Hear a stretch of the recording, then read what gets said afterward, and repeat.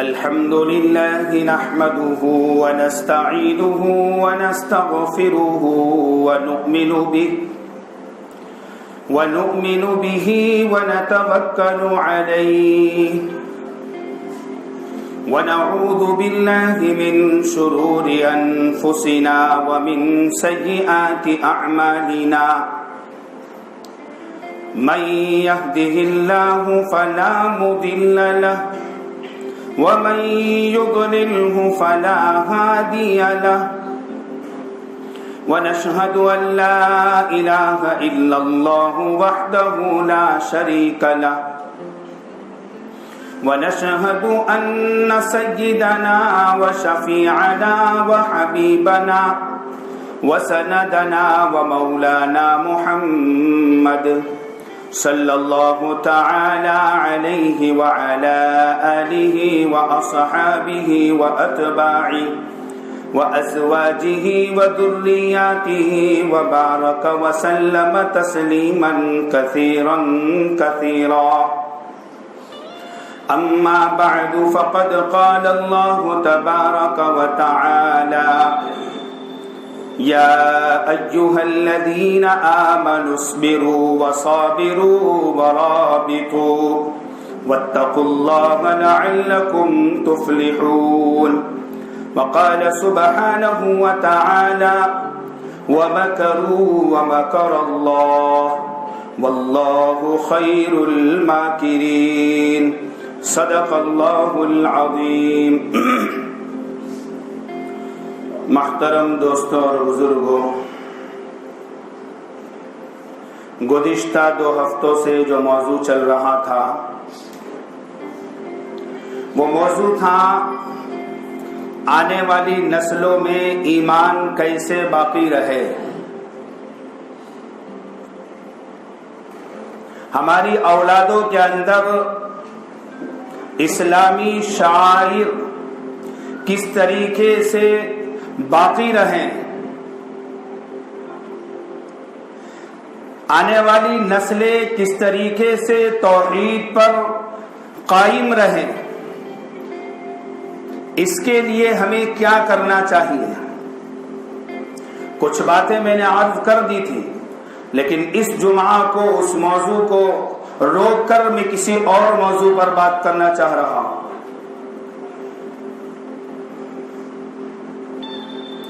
جس ملک میں ہم رہ رہے ہیں، گزشتہ کچھ سالوں سے جب سے اقتدار میں ایک نئی حکومت آئی ہے،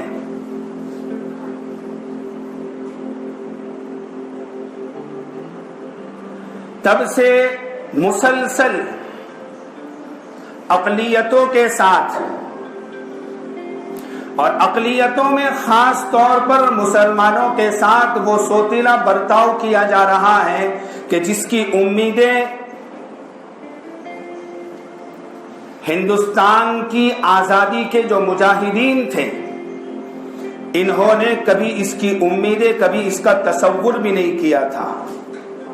یقین جانیے، اگر انہوں نے آج سے 70-72 سال پہلے جب انگریزوں سے ہندوستان کی آزادی کے لیے لڑائی لڑی تھی، اس وقت اگر ان کے سامنے آج کی یہ تصویر ہوتی، ان کے سامنے آج کے مسلمانوں کے ساتھ کیا جانے والا یہ سوتیلا برتاؤ ہوتا، خدا کی قسم کبھی اپنا قدم ہندوستان کی آزادی کے لیے آگے نہ بڑھاتے.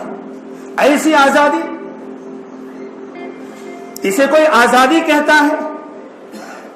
اور بدقسمتی یہ ہے کہ جس ملک میں ہم رہ رہے ہیں، جہاں اقلیتوں کے ساتھ کھلے ظلم کیے جا رہے ہیں، اس ملک کو آج بھی ہم سیکولر ملک کہہ رہے ہیں، جمہوری ملک کہہ رہے ہیں، کہ جس میں تمام مذاہب کے ماننے والوں کو یکساں برابری کا حق حاصل ہے. کہاں ہے؟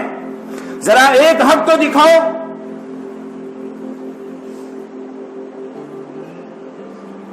لیکن ہم ہیں کہ اپنی دنیا کے اندر مست ہے. جب میری باری آئے گی تب دیکھا جائے گا. آج میری باری کہاں آئی ہے؟ آج میرے گھر کے کسی فرد کی باری کہاں آئی ہے؟ لیکن یاد رکھنا وہ دن دور نہیں ہے. ایک دن بتا دیجئے जिसमें हिंदुस्तान के किसी खित्ते में किसी बेकसूर निहत्थे मुसलमान का खून न किया जा रहा, एक दिन बता दीजिए, एक अखबार बता दीजिए कि फलानी तारीख को हिंदुस्तान में मॉब लिंचिंग का वाकया पेश नहीं आया। हुकूमत क्या कर रही है कि हुकूमत बजाय इसके कि इन जालिमों को सजा दे, उसकी पुष्ट पनाही कर रही है, हौसला अफजाई कर रही है, ताकि मुसलमान खौफ और हिरास में मुब्तला हो जाए, मुसलमान डर जाए, या तो अपना मजहब छोड़ दे या फिर शायर इस्लाम के बगैर जीना सीख ले। अब देखिए इस वक्त हिंदुस्तान में क्या हो रहा है। कुछ साल पहले मशहूर इस्लामी स्कॉलर डॉक्टर जाकिर नाइक के खिलाफ वारंट जारी किया।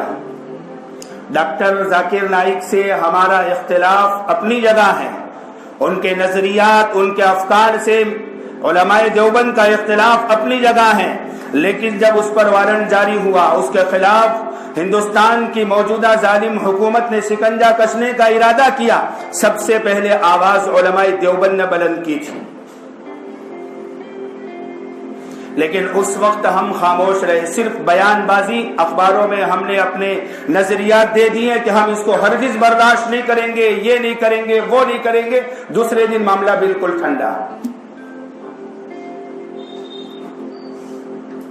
उन्होंने दूसरे मुल्क में रहना शुरू कर दिया। चंद महीने पहले इस्लाम के दो मशहूर और इस्लामी स्कॉलर डॉक्टर उमर गौतम और मुफ्ती जहांगीर साहब, इनका मिशन गैर मुस्लिमों में इस्लाम की हक्कानियत को पेश करना, साफ सुथरे इस्लामी निजाम को पेश करना, पाकीज़ा इस्लामी तालीमात को उन गैर मुस्लिमों के सामने पेश करके उन्हें इस्लाम की तरफ राग़िब करना। कोई जबरदस्ती नहीं, मेरे मजहब में पहले से जबरदस्ती नहीं है। अगर इस्लाम में जबरदस्ती होती किसी को कलमा पढ़ाने की, तो फतेह मक्का के दिन एक भी गैर ईमान वाला मक्का छोड़कर भाग नहीं सकता था। आका अलैहिस्सलाम और आपके साथ जो लश्कर था वो एक एक का गिरेबान पकड़कर उसको तलवार के जोर से कलमा पढ़ाते, लेकिन मेरे आका ने यह तरीका नहीं सिखलाया, यह इस्लामी रिवायात नहीं है। लेकिन उसके बावजूद इन दोनों इस्लामी स्कॉलर ये कहकर के जबरदस्ती लालच देकर ये भोले भाले गैर ईमान वालों को इस्लाम कबूल करवा रहे हैं। आज भी वो सलाखों के पीछे है। मामला यहां तक नहीं रुका,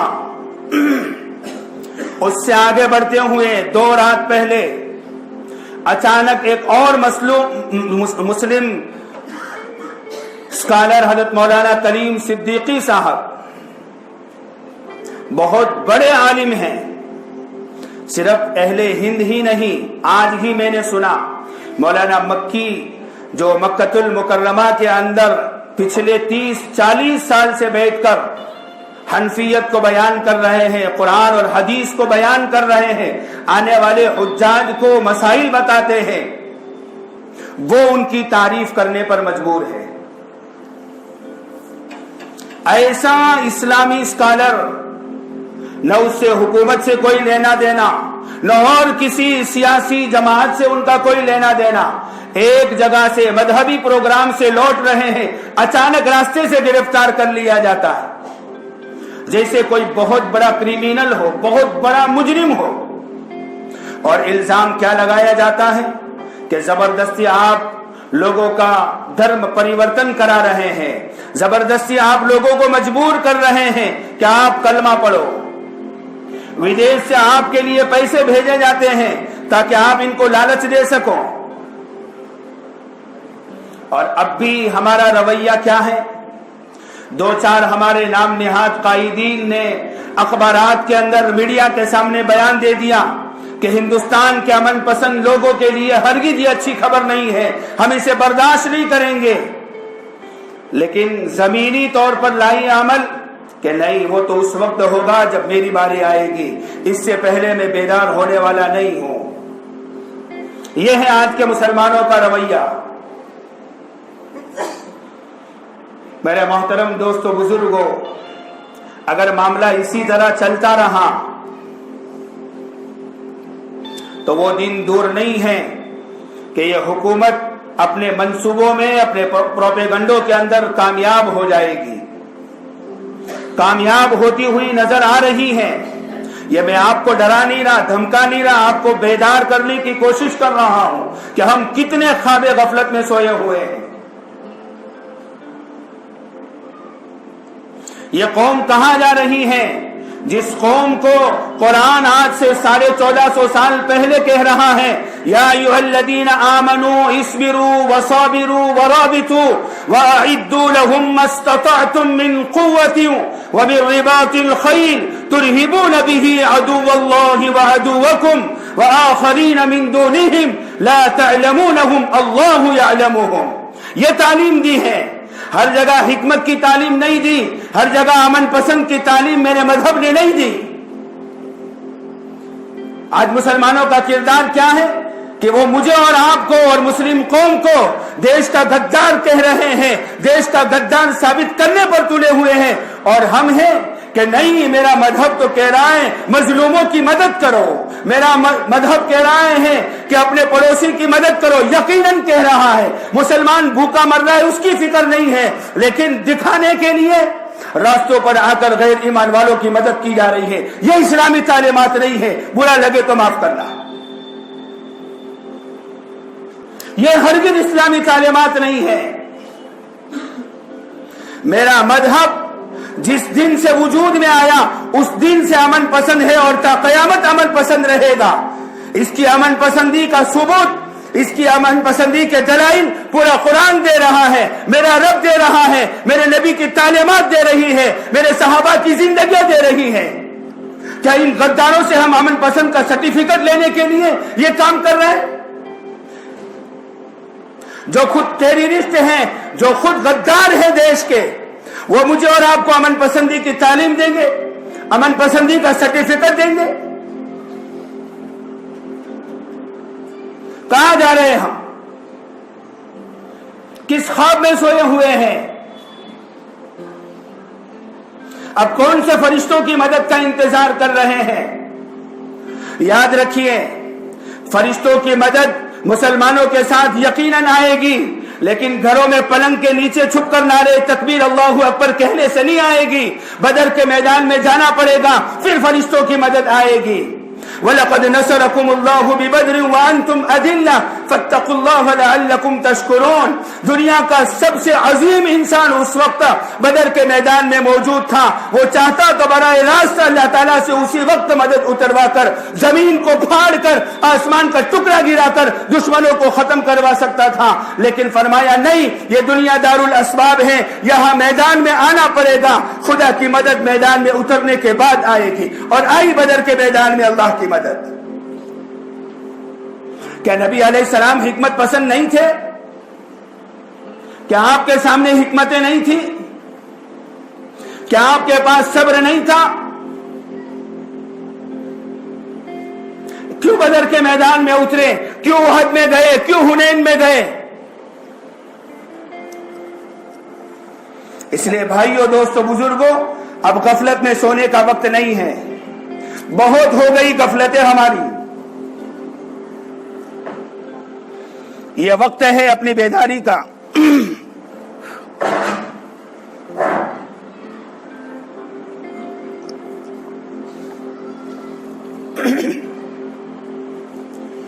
یہ وقت ہے اپنی بیداری کا ثبوت دینے کا.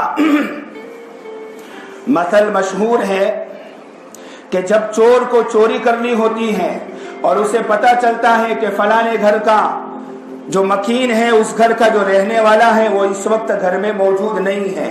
ہم نے اس بات کا بڑا تجربہ کیا ہے.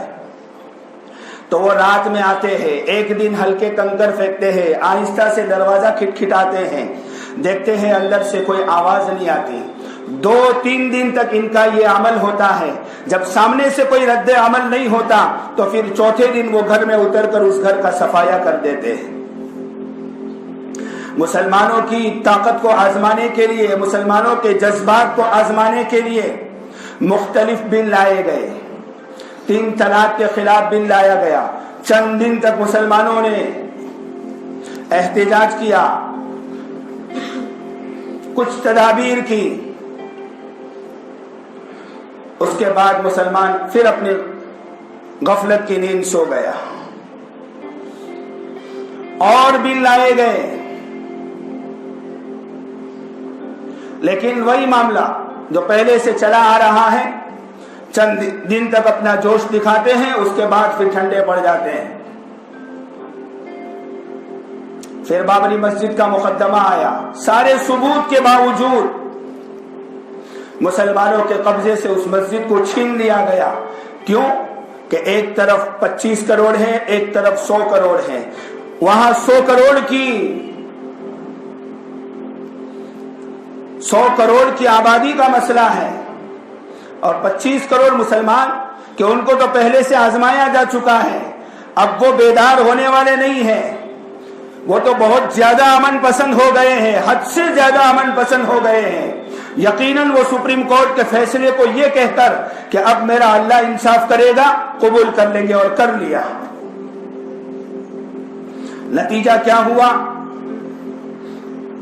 अब तक तो मसाजिद गई थी, अब मसला आया मुसलमानों के वजूद का। सीएए, एनआरसी के कानून लाए गए, कुछ एहतजाज हुआ, फिर लॉकडाउन आ गया। अब फिर ये दोबारा लॉकडाउन के बाद ये सिलसिला शुरू हुआ है मजहबी रहनुमाओं को टारगेट करने का। अभी तो इसके खिलाफ बिल आ रहे हैं। 18 साल से कम उम्र का लड़का बाकी सारे मजहब कबूल कर सकता है इस्लाम को छोड़कर। यह कानून आने वाला है, सुन लेना। 18 से बड़ी उम्र का अगर कोई आदमी इस्लाम को कबूल करता है, 90 दिन तक उसको जज की निगरानी के अंदर तकाबुल अदियान, मुख्तलिफ मदाहिब की किताबों का मुताला करवाया जाएगा। उसके बाद फिर उससे दोबारा पूछा जाएगा कि अब बता तेरे सामने कौन सा मजहब सही है, तू कौन से मजहब को अपनाना चाहता है। खुदा न करे अगर उसने दोबारा अपने पुराने मजहब का नाम ले लिया तो जिसने उसको इस्लाम की दावत दी थी उसको जेल के हवाले कर दिया जाएगा। यह कानून आने वाला है। क्या होगा? और ये इसकी तैयारियां शुरू हो रही है। ये डॉक्टर उमर गौतम की गिरफ्तारी, मुफ्ती जहांगीर की गिरफ्तारी, हजरत मौलाना कलीम सिद्दीकी साहब की गिरफ्तारी, ये इसका पेश खेमा है, मुकदमा है। इसलिए मुसलमानों अब वक्त की जरूरत है। ये मैं सिर्फ आपसे नहीं, पूरे हिंदुस्तान के मुसलमानों से कह रहा हूं कि ये वक्त अपने घरों में रहने का नहीं है, ये वक्त रोडों पर आकर एहतजाज करने का वक्त है। यह हुकूमत को अपनी ताकत दिखाने का वक्त है। ये इस बात का सबूत देने का वक्त है कि हम कोई मुर्दा कौम नहीं है। आज भी हम में ईमानी हमीयत, ईमानी गैरत बाकी है। इसलिए खुदारा अगर अपना मुस्तकबिल रोशन चाहते हो, ईमान के साथ, इस्लामी शाइर के साथ जीना चाहते हो तो बेदार हो जाइए, वरना आने वाला मुस्तकबिल खतरे से खाली नहीं है। जिनकी सुन्नतें बाकी हो पढ़ना।